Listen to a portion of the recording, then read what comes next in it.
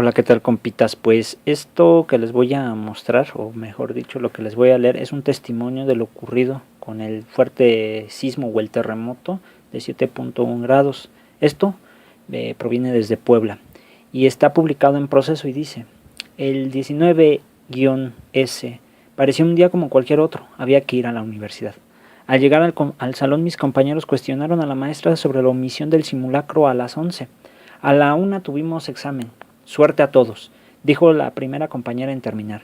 Cuando salía del salón yo me encontraba sumamente concentrada en mi examen cuando se empezó a sentir un fuerte movimiento. Todos pensamos que en el piso de arriba se encontraban moviendo o inventando cosas. Cuando el movimiento se fortaleció nos dimos cuenta que en realidad estaba temblando. Mi primera reacción fue tomar mi celular y salir del salón. No caí en cuenta de lo que estaba pasando, dada la magnitud del sismo. En mis 23 años nunca me había tocado uno con tanta intensidad. Empecé a caminar por el pasillo rumbo a las escaleras cuando salí disparada contra el barandal. Una amiga me tomó del brazo y llegamos juntas a la planta baja. Recuerdo que ella no sabía qué hacer, ni para dónde trasladarse, como la mayoría de las personas dentro de la universidad. Llegamos al campus, habilitado actualmente como estacionamiento, y lo primero que dije con la voz entrecortada y temblando del susto fue: ¿y por qué no sonó la pinche alarma sísmica?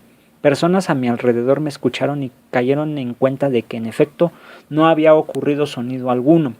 Estuvimos un buen rato en el campus, se veían alumnos, maestros y personal administrativo con celular en la mano, buscando señal para tratar de ponerse en contacto con sus seres queridos. Había también personas llorando, otras fumando y compartiendo cigarros con los demás, otros contando, aún exaltados, cómo habían vivido el sismo, en qué piso del edificio se encontraban y qué estaban haciendo previo al movimiento. Después de media hora se empezaba a escuchar por parte de los que habían logrado tener señal que el epicentro del temblor había sido en el estado de Puebla y que se habían caído varios edificios en el centro histórico. Se hablaba de muertos, de miedo, de desmayos, de pánico y sobre todo mucha incertidumbre. Luego de que las autoridades dieron indicaciones pertinentes pudimos regresar a los salones por nuestras cosas. Había que dejar las instalaciones de la universidad y en caso de haber réplicas, evitar cualquier tipo de riesgo.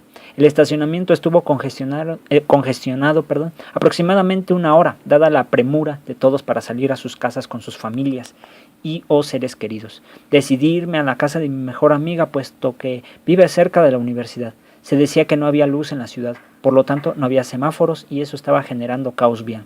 También decían que estaban perpetrando asaltos, los cuales nunca fueron confirmados, aprovechando la situación.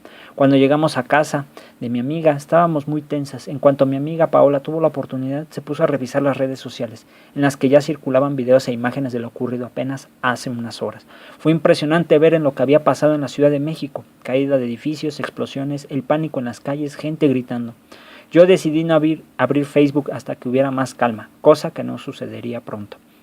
Cuando ya me había puesto en contacto con mi familia, seres queridos y amigos, decidí ir a casa. Todas las calles se encontraban vacías y los negocios cerrados. Mis mejores amigos y yo supusimos que necesitábamos hacer algo al otro día por la mañana. No podíamos quedarnos con los brazos cruzados, esperando a que se reconstruyera sola la ciudad y que las personas afectadas en las diversas comunidades se levantaran de un día para otro. Al día siguiente nos reunimos 5 amigos y fuimos al Costco. Ya estaba lleno de jóvenes y familias que llevaban en sus carritos víveres de todo tipo para actuar ante la necesidad que existía en el estado. Se sentía muy bonito ver a tanta gente movilizándose, era como un apapacho al corazón. Teníamos la camioneta llena y no sabíamos a dónde ir porque la información era confusa. Tras una serie de discusiones llegamos a la conclusión de que emprenderíamos el viaje a Atlisco, Puebla, y de ahí veríamos a dónde seguir. En el camino hicimos una parada técnica en la que tuvimos tiempo de revisar nuestras redes sociales. Ahí vimos que otra amiga acababa de compartir que hacían falta víveres y apoyo en Xochimilco. Cuando lo buscamos en Google Maps nos dimos cuenta de que no estábamos tan lejos, por lo que emprendimos el viaje para allá y qué bueno que lo hicimos. Llegamos al zócalo del pueblo y más allá de unas cuantas piedras en el camino o a un lado de las casas no vimos que realmente la zona estuviera necesitada o afectada de gravedad. Fue una gran decepción. Tras preguntar a varias personas nos canalizaron directamente al Palacio Municipal, donde se estaban organizando una serie de brigadas para acudir a las comunidades realmente afectadas. En el palacio casi no había gente, más allá de unos habitantes de la comunidad y unas señoras que habían hecho tortas para repartir. Nos dijeron que lleváramos agua a San Miguel Tecuanipa, y de ahí subiéramos a San Antonio Alpanocan.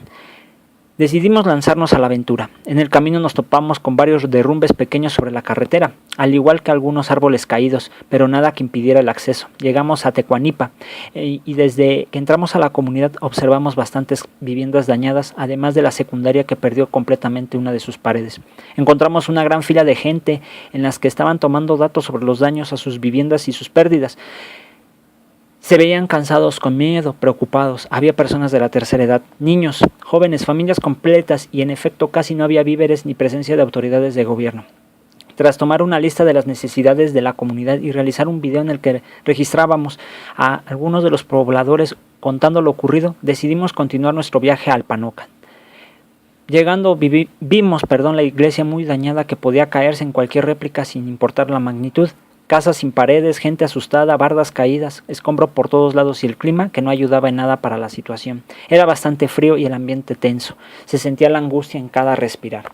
Por parte de la Cruz Roja se instaló una lona al lado de la presidencia. Al ser una comunidad tan pequeña, no había un albergue o lugar seguro en el que pudieran concentrarse los habitantes. La lona cubría una pequeña cocina comunitaria y con ayuda de todos empezaron a juntar víveres para darle de comer a todo aquel que necesitara. Nos pusimos en contacto con los voluntarios de la Cruz Roja. Se les iluminó la cara al vernos ahí. Nos dijeron que nadie había acudido a auxiliarlos o apoyarlos con las necesidades de la comunidad, lo cual era notorio. Mis amigas empezaron a repartir tortas a las familias mientras otro amigo levantaba un reporte. Yo decidí realizar una transmisión en vivo en Facebook narrando todo lo que ocurría en la comunidad.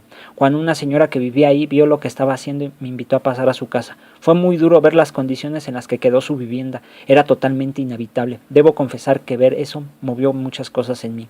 A las 6 de la tarde la comunidad de San Antonio Alpanocan tenía ya mucha ayuda. Manos y los víveres abundaban.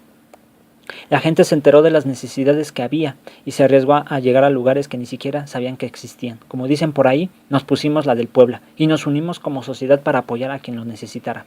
A una semana del 19S los estragos en las comunidades siguen presentes. Son procesos que van a largo plazo, puesto que implica la reconstrucción de las viviendas y el apoyo constante a estas zonas afectadas. En la ciudad, la vida volvió a la normalidad, entre comillas, al lunes siguiente del temblor. Las personas a sus trabajos, los alumnos a las aulas, los docentes al frente de los salones, quienes ayudaban también volvieron a sus vidas, aunque ya nada es igual. Después del terremoto, nada puede volver a ser como antes. Pues esta autora que comparte la página de Proceso se llama Samantha Martínez y ella es estudiante de Relaciones Internacionales de la Universidad Iberoamericana de Puebla. Estuvo 6 meses como voluntaria en la Patrona Veracruz y también hizo su servicio social en Guelatao, Oaxaca. Pues hay este testimonio, se los comparto, compitas, y pues todavía siguen pidiendo ayuda, compas, y hay que apoyar como lo que hace con los compis Filiberta y Alberto, que ustedes ya conocen en la página de Personajes México.